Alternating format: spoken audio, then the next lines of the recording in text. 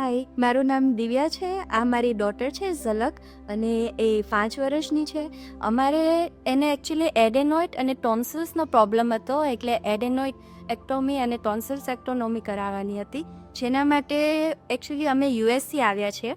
અને ત્યાંના ડૉક્ટરને હું 2 વર્ષથી કન્સલ્ટ કરું છું. ત્યાં મેં 2-3 ENT સ્પેશિયાલિસ્ટને બતાવ્યું, એને ત્યાં સ્લીપ સ્ટડી રિફર કરી, ઘણું બધું પ્રોસિજર કરી, પણ ઇટ વોઝ ટુ લોંગ. એટલે અમે જ્યારે અમદાવાદ આવવાના હતા તો અમારા એક બીજા ડૉક્ટર છે ડેન્ટિસ્ટ, જેમને મિહિર મહેતાનું રેફરન્સ આપ્યું.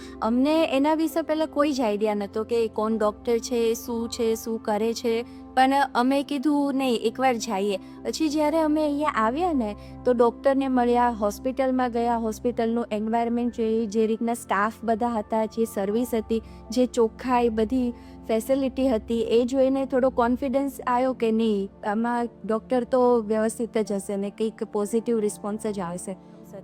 એટલે જ્યારે અમે ડૉક્ટરને મળ્યા તો ડૉક્ટરે બહુ વ્યવસ્થિત બધું એનું ચેકઅપ કર્યું, અમારી સાથે વાત કરી, અને એને કીધું ને એને સર્જરી જ કરવી પડશે, દવાથી એને સારું થાય એવું નથી આ કન્ડિશનમાં. એટલે ડૉક્ટરની વાતથી અમે એગ્રી થયા, એની સર્જરી થઈ અને બહુ સારી રીતના થઈ. કોઈ જ કમ્પ્લેન નથી, કોઈ જ ઇશ્યુ નથી, બધું કામ બહુ સ્મૂથલી થઈ ગયું. ઝલકની પણ કોઈ પ્રોબ્લેમ નથી આવી.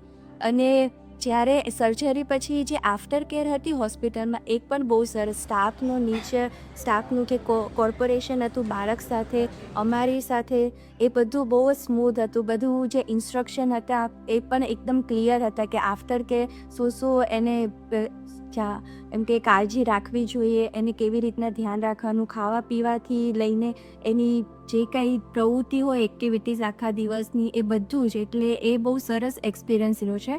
અને યસ, ડેફિનેટલી ડૉક્ટરને 100% રિકમેન્ડેશન કોઈને પણ, અને સ્પેશિયલી બાળકો માટે તો ખાસ જ, એમ કે જે પ્રકારની કેર અને એક પ્રોફેશનલિઝમ છે, એ લોકો જે ઇમોશનલી જે કિડ્સ સાથે કનેક્ટ કરીને જે બાળકોને જે આપે છે ને, એ બહુ જ સારી છે. યા